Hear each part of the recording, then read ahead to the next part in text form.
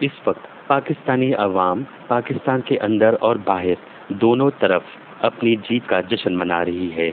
خاص کر اوورسیز پاکستانی تو سر فخر سے بلند کر رہے ہیں کہ ہرا پاسپورٹ پھر سے بلند ہو گیا ہے۔ ملک کا دفاع مضبوط ہے، خارجہ پالیسی بہترین چل رہی ہے، پاکستان کے سیاسی حالات پرامن ہے، ملک کے اندر کوئی جھگڑا نہیں ہو رہا ہے، نہ کوئی دھرنا، نہ جلسہ، نہ احتجاج، نہ ہڑتال۔ اب معاشی طور سے پاکستان کو مضبوط کرنا ہے اور پاکستان کو بیرونی اور اندرونی قرضوں سے نجات دلوانی ہے۔ اداروں کی نجکاری نہیں کرنی ہے اور نہ اداروں کو بند کرنا ہے۔ بے روزگاری، غربت، مہنگائی سے نجات دلوانی ہے۔ نظریہ پاکستان، دین اسلام اور مقامی روایات کو مضبوط کرنا ہے۔ فحاشی اور مغربیت کا خاتمہ کرنا ہے۔ پر یہ سب اسی وقت ممکن ہے جب ہم صوبائیت، لسانیت، فرقہ واریت، مذہبیت اور سیاست کی آڑ میں تصادم کا خاتمہ کریں۔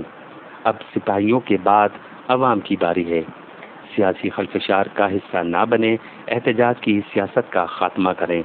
سڑکوں کے بجائے اسمبلی، میڈیا اور عدالتوں کا راستہ آئینی، قانونی، اخلاقی اور دینی طور سے اختیار کریں، تاکہ جس طرح غیر ملکی سربراہان اور بین الاقوامی اداروں کے سربراہان پاکستان آ کر ہم سے معاہدے کر رہے ہیں اور ملک ترقی کی طرف گامزن ہونے کا ارادہ کر رہا ہے، ان سب باتوں کے نتائج 5 سال بعد نظر آئیں گے۔